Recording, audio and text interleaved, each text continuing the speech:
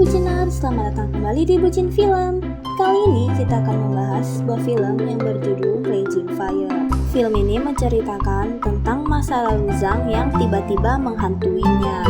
Masa lalu itu kembali ketika sebuah operasi tingkap tangan disorong oleh sekelompok penjahat misterius yang dipimpin oleh mantan mentornya. Sebelum membahas film ini lebih lanjut, jangan lupa di like dan di subscribe ya. Kalau sudah, ayo kita bahas film ini bersama-sama.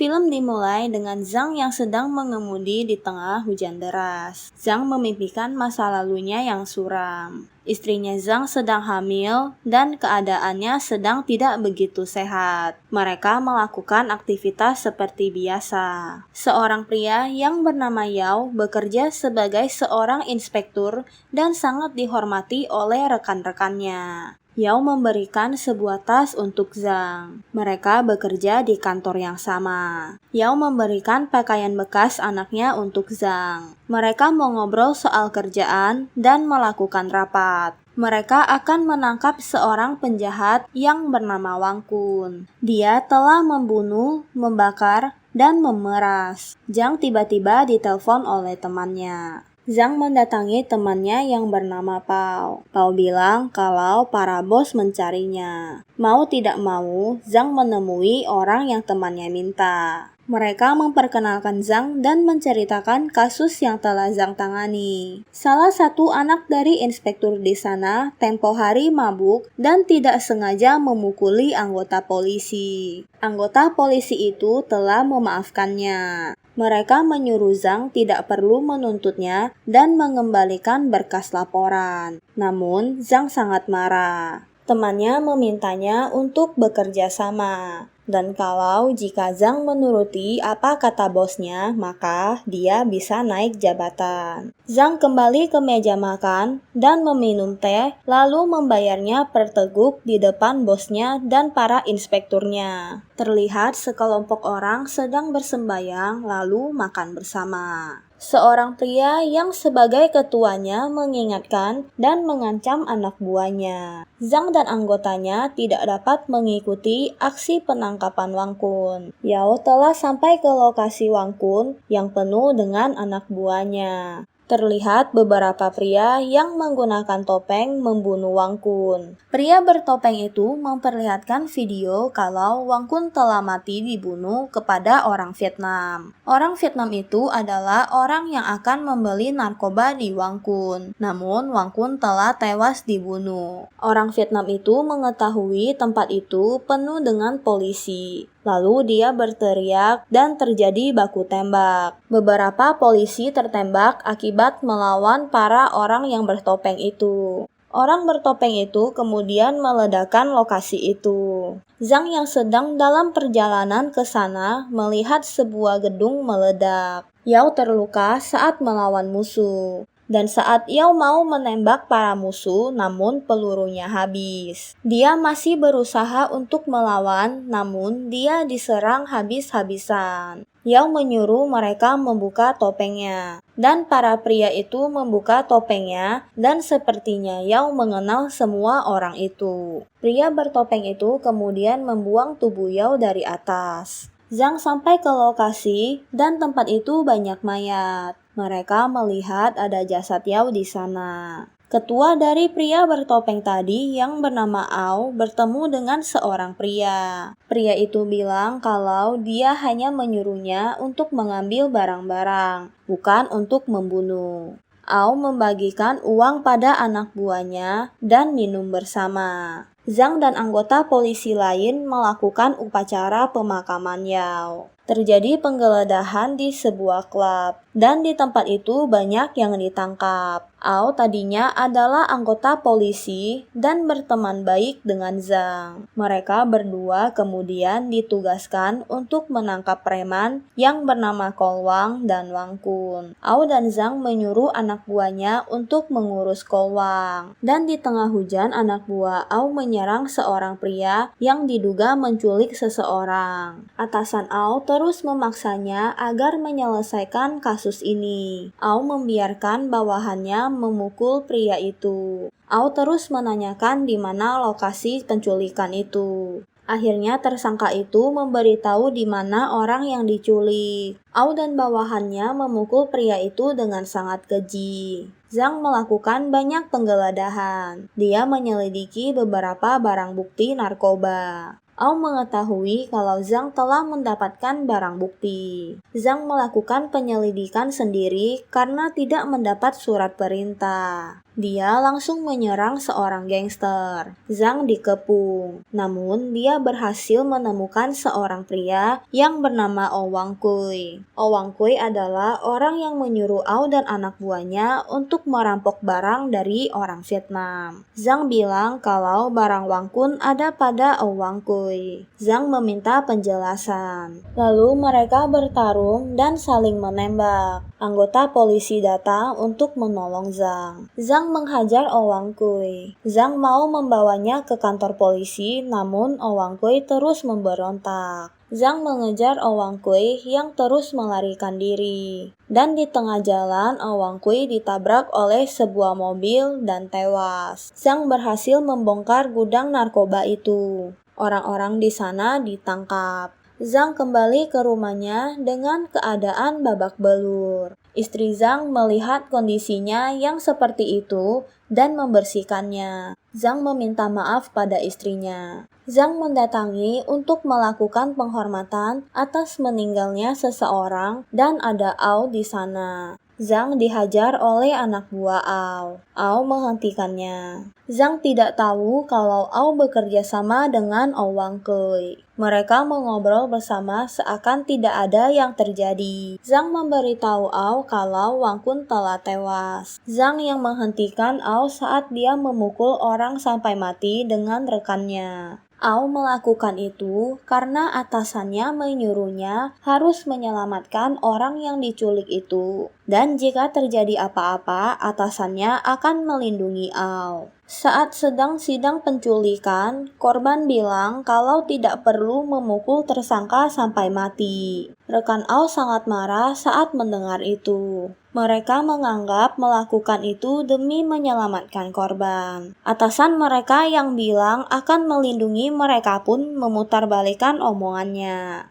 Zhang menjadi saksi atas kasus Ao dan anak buahnya. Zhang berusaha menyelamatkan Ao dengan kesaksiannya, namun dia gagal. Ao merasa kecewa dan marah dan akhirnya melakukan balas dendam. Salah satu anak buah Ao bertengkar dengan wanitanya dan tanpa sengaja membunuhnya. Kemudian dia membuang mayatnya ke sebuah sungai. Zhang mendapat laporan atas kasus itu. Wanita itu menggunakan jam tangan Wang Kun yang dirampok oleh pria itu, lalu memberikannya pada wanitanya. Mereka tahu kalau Kongzi adalah orang yang bersama Ao. Ao dan anak buahnya mendatangi sebuah klub bertarung. Di sana ada seorang pria yang bernama Rong. Zhang dan anggotanya juga mendatangi tempat itu. Mobil Kongzi diikuti polisi. Ao yang sedang bertemu dengan Rong juga dikabari kalau mereka diikuti polisi. Polisi mengejar teman Kongzi yang melompat keluar dari mobil karena dia tahu kalau Kongzi membuat ulah. Akhirnya dia tertangkap. Ao berusaha kabur melewati tangga darurat. Zhang telah menunggu di bawah dengan pistolnya. Zhang mencari di mana Ao. Ao kabur dengan motor dan Zhang mengikutinya dengan mobil. Ao terus ditembak oleh polisi, namun rekannya datang dan menolongnya. Zhang dan Ao terus bertarung di jalanan sambil berkendara. Zhang kehilangan Ao karena menyelamatkan seorang anak kecil. Rekan Zhang menginterogasi seorang pria yang bernama Hua, anak buah Ao yang ditangkap. Gongzi dipukul oleh rekannya karena telah membuat masalah. Ao bilang kalau polisi kurang bukti. Ao mau menyelamatkan Hua. Ao membunuh Gongzi. Zhang disuruh untuk mengalihkan kasus ini pada inspektur yang lain. Namun, Zhang tidak mau. Ao dan rekannya mendatangi kantor polisi dan bertemu dengan Zhang. Mereka ke sana ingin membuat laporan. Ao ke sana untuk membuat laporan temannya yang bernama Gongzi telah menghilang. Padahal Ao yang telah membunuhnya.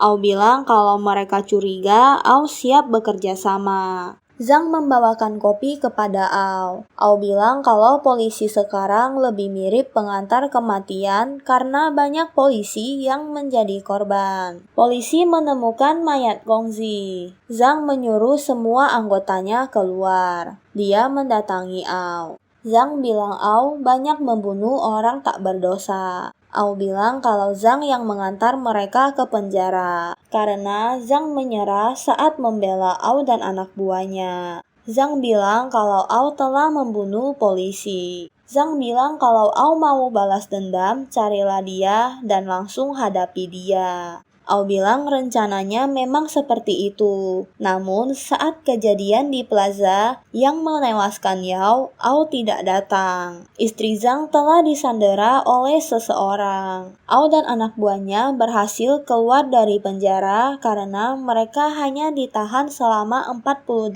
jam sebagai pelapor. Orang yang menyandera istri Zhang membawa bom. Tim penjinak bilang kalau bom yang ada pada lehernya tersambung di nadinya dan dirancang begitu rumit. Penjaga bilang bunuh saja orang yang membawa bom agar nadinya terhenti dan bom tidak akan meledak. Masalahnya, istri Zhang tangannya diborgol dengan tangan si pelaku. Orang yang menyandera istri Zhang adalah atasan Ao dulu yang menyuruhnya untuk melakukan apa saja terhadap tersangka. Pria itu kemudian mengakui semua kesalahannya karena tidak dapat bertanggung jawab. Ao mengaktifkan bom itu. Saat Zhang berusaha mematikan bom itu, pria itu ditembak dan tewas. Dan ternyata bom itu menyala lagi. Zhang berusaha menolong istrinya dan untungnya istrinya baik-baik saja. Saat sedang menunggu istrinya di rumah sakit, dia mendapat surat perintah penangkapan. Zhang mengikuti orang yang membawa perintah tahanan itu. Ao mendatangi Rong. Rong bilang dia tidak membutuhkan Ao lagi karena mereka adalah buronan polisi dan Rong tidak mau ditangkap polisi. Ao dan anak buahnya diusir. Ao dan anak buahnya langsung menyerang para penjaga dan Rong. Dia berhasil membunuh Rong. Ao memasukkan sebuah USB dalam saku Rong. Zhang sedang diinvestigasi dan kalau jawabannya tidak masuk akal, dia akan dituntut atau bahkan bisa dipenjara. Para bawahan Zhang meminta ketua inspektur untuk tidak menghentikan Zhang. Mereka mencoba membela Zhang. Zhang bilang kalau kali ini yang dia tolong adalah istrinya. Zhang bilang sangat disayangkan karena penjahat itu masih berkeliaran bebas. Zhang belum menangkap mereka. Karena inspektur investigasi internal itu kurang sehat, maka diberhentikan sementara dan akan dilanjutkan keesokan harinya. Isi USB dalam saku Rong adalah isi jadwal keamanan dari Pan Asia Bank. Dicurigai akan merampok mobil dari Pan Asia Bank. Dan tim polisi sudah ke sana. Zhang mendatangi kantor Pan Asia Bank. Setelah diperiksa, ada korban yang bernama David Wang. Dia adalah manajer dari Bank Fortune. Ao mendatangi Bank Fortune di mana sedang ada rapat dan orang yang sedang rapat adalah orang yang mereka tolong saat dulu yang membuat Ao di penjara. Zhang meminta salah satu inspektur untuk mengirim orang ke Bank Fortune. Namun mereka menolak. Alhasil, Zhang dan anggotanya yang ke sana. Ao dan anak buahnya berhasil membuka brankas uang. Ao menodongkan senjata pada pria yang pernah dia tolong. Anak buah Ao sedang sibuk memasukkan uang ke dalam tas. Ao menembak pria itu tepat di kepalanya. Di tengah jalan, Ao bertemu dengan Zhang. Zhang langsung mengejarnya. Ao sudah siap dengan senjatanya. Ao menembaki petugas polisi. Zhang menyuruh Ao untuk menurunkan senjatanya. Namun, Ao malah menembak dan membuat banyak orang terluka. Satu persatu anggota polisi tertembak. Ao terus menembak tanpa henti. Ao melempar granat ke segala arah.